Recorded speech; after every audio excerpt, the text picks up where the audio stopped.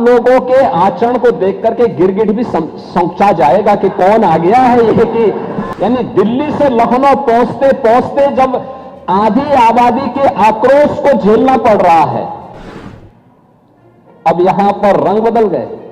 अब कह रहे हैं 33% आरक्षण होना चाहिए। सदन में विरोध क्यों किए? भारत के अंदर 4 करोड़ गरीबों को प्रधानमंत्री आवास योजना का लाभ मिला है। उत्तर प्रदेश के अंदर 65 लाख गरीबों को एक आवास मिला है। यानी समाजवादी पार्टी की 2.5 वर्ष तक सरकार थी।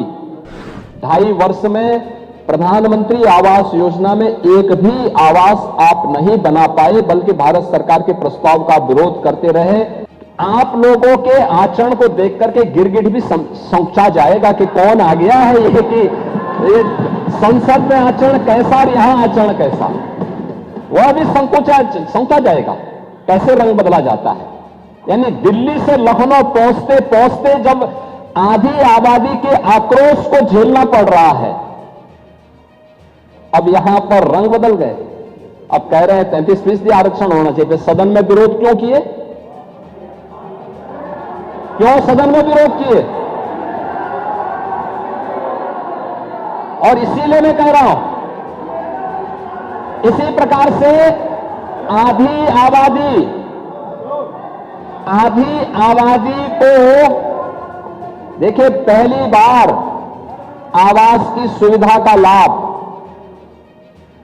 भारत के अंदर 4 करोड़ गरीबों को प्रधानमंत्री आवास योजना का लाभ मिला है।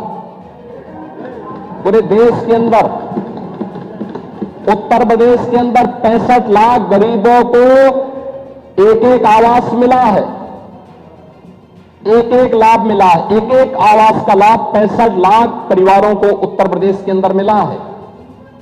और 65 लाख परिवारों को अगर आप देखें, प्रधानमंत्री आवास योजना के पहले 1.5 वर्ष में, यानी समाजवादी पार्टी की 2.5 वर्ष तक सरकार थी, 2.5 वर्ष में प्रधानमंत्री आवास योजना में एक भी आवास आप नहीं बना पाए, बल्कि भारत सरकार के प्रस्ताव का विरोध करते रहे। ये डबल इंजन की एनडीए की सरकार आई, हम लोगों ने आने के बाद पिछले 9 वर्ष में 65 लाख गरीबों के लिए आवास बनाए हैं और उन तबकों को भी आवास उपलब्ध करवाया है जिनके पास कोई आसरा नहीं था। और इनमें से ज्यादातर आवास महिला लाभार्थी के नाम से है, यानी महिला भी लाभार्थी हो सकती है और उसके नाम पे आवास हो सकता है। ये भी सुविधा उपलब्ध करवाई है, ये भी उनको सुविधा भी उपलब्ध करवाई है। ऐसे ही आबादी की लैंड, आप तो जानते हैं गांवों में ज्यादातर लोग ऐसे होते हैं जिनके पास अपनी भूमि नहीं होती है।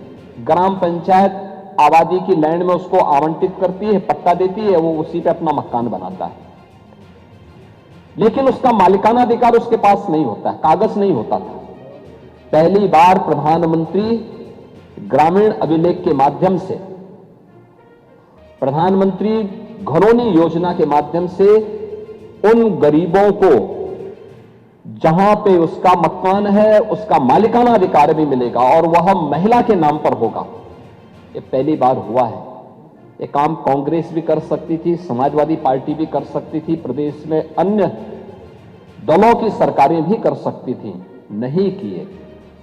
और मैं कह सकता हूं कि आज डबल इंजन की एनडीए की सरकार ने किया है और भारत के अंदर 3 करोड़ परिवारों को अधिकार मिला है और उनमें से 1 करोड़ से ज्यादा लोगों को केवल उत्तर प्रदेश के अंदर अधिकार प्राप्त हुआ है। यह भी महिलाओं के नाम पर ये सभी अधिकार पत्र जारी हुए हैं।